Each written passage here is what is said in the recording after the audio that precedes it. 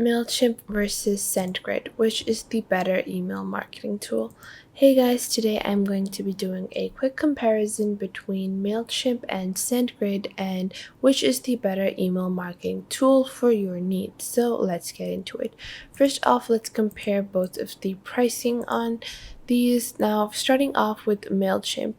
On their free version, you get marketing CRM, you get creative assistance, you also get a free website builder and Mailchimp domain, as well as forms and landing pages. Now, if you were to take a look at Sendgrid, let's compare their email version as well. So if we were to only view their transactional emails on their free version over here, now you can add up to 2,000 contacts. You have one audience that you can create. You have only one seat in the free version, so only one person can manage this account, but you have a maximum monthly limit of 10,000, so you can send up to 10,000 emails per month, and that is a very large number, especially for a free plan. It is very decent. Now you can only add a user role as a owner in Mailchimp. After that, you have contact profile, tags, Mailchimp mobile apps, inboxes, you have basic segmentation, then you also have a basic audience dashboard and surveys. Also going to get campaign engagement, purchase behavior, you're going to have app engagement for 1 month, you're also going to get web engagement, and then you also have basic design and marketing channels, all of that as well in Mailchimp. As compared to Sendgrid, in their free version, that you will get ticket support, useful analytics, you're going to get some dynamic template editors, you're going to get delivery optimization tools, and you get APIs and SMTP relays and webhooks.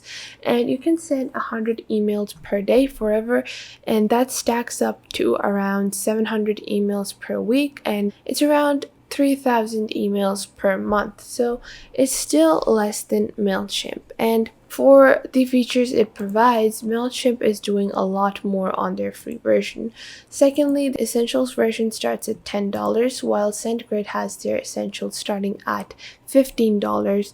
And if you were to send up to 50,000 emails per month, while on Mailchimp, you are going to get 50,000 emails as well. So for 50,000 emails, Mailchimp is going to charge you $10, while Sendgrid is going to charge you $15, and that's a huge price hike, because as your numbers increase, you're going to notice that these differences get larger and larger.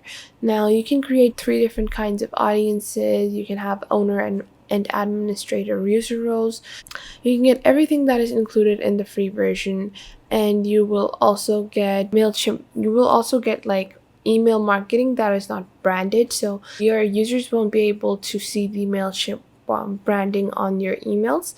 They won't know that you were using Mailchimp. It will just look like a very standard and professional email, which is very essential because a lot of these programs can charge a lot of money just to remove their watermarks and their branding. You also get a lot of marketing assistance and marketing channels, and you get basic campaign insights, as well as live chat support in Mailchimp. So if you have any issues, you can just contact their live chat support and solve them right away.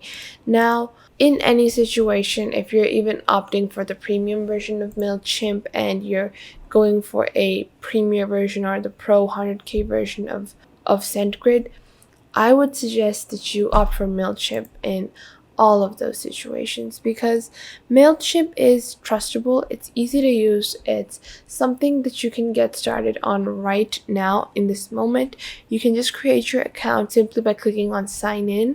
So if I want to create my account, I could just go over here, and then I am on over here. You can see I've logged into my account. I can view my dashboard, and if I was even not logged in, all I would have to do is sign up using my email and enter a password.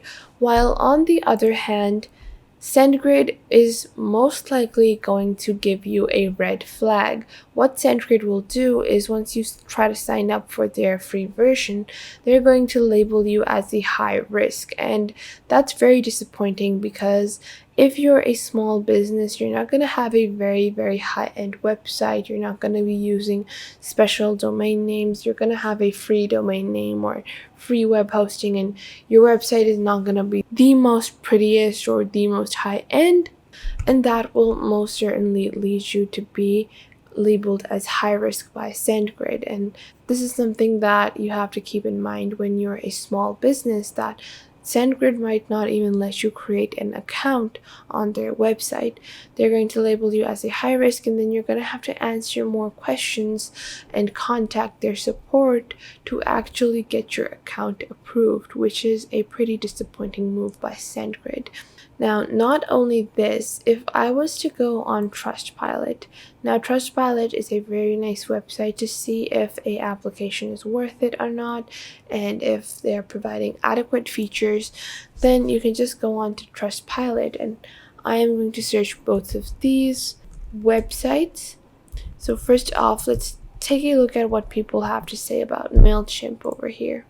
So Mailchimp has a 1.6 rating, and you can see that some people label it as unreliable sometimes, and they will suspend you without any reason maybe. But you can see most people are saying that they are useful if you're using the free version.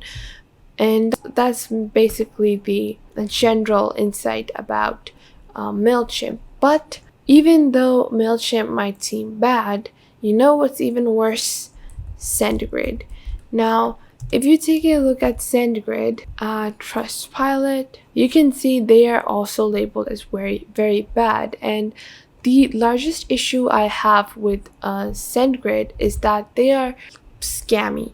They will try to grasp at straws to charge you and overcharge you over and over again. And you can see even in their pricing, you can see taxes and overcharges may apply.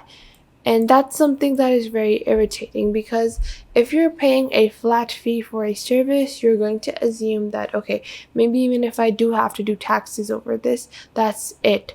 But Sendgrid is going to do overcharging, and when you're going to be using the email marketing platform, you're not going to constantly check if this is a feature included in what you have paid for or if this is a overcharged feature, and you might end up using so many features where you will be overcharged often, and that is going to result you in a very tall bill. You can see that this person had a 4-year experience with Sendgrid, and then there was an outstanding bill of over $2,000, and they could not wipe the bill, and this person had to pay $2,000 for absolutely no reason for a overcharge that they did not even use. And you can see most people in the long run, whenever they have used Sendgrid, they have found it to be unreliable, they have found it to be scammy, and they have found it to be the most unstable of all email marketing softwares. I'm not saying that Mailchimp is all that great, but it's still decent, and within its very limited features, it can do what it's supposed to. Sendgrid, on the other hand, has issues like they are even deleting people's contacts, and if you do that, that is going to render you very long-term results. If you have added your entire client directory into Sendgrid and they accidentally delete it, what are you going to do? You can't really move on from that. But Mailchimp doesn't have that kind of issue. Even if their platform is not the best, at least they're getting the job done. So I would suggest that you use Mailchimp instead of Sendgrid, and if I was to really suggest an alternative to both of them, I would suggest that you actually use Sendinblue, and that is probably the best email marketing software. But for Mailchimp, you can see this is their basic dashboard. It's easy to use. If you want to create a campaign, you can just click on campaigns, and you can look at email templates. You can upgrade as well. You can see that I haven't saved any templates, so I'm just going to click on create template, and you can see different themes that they have for emails. They're very nice and appealing. It looks very sophisticated and professional. You can create your newsletters using their templates, and everything is a lot easier as compared to Sendgrid. And then if you want to create a website as well, you can do that on Mailchimp as well. So that's just a little extra feature. You can also automate a lot of your work and have a generally good workflow on Mailchimp. So I hope you guys found this video helpful, and I will catch you guys in the next video.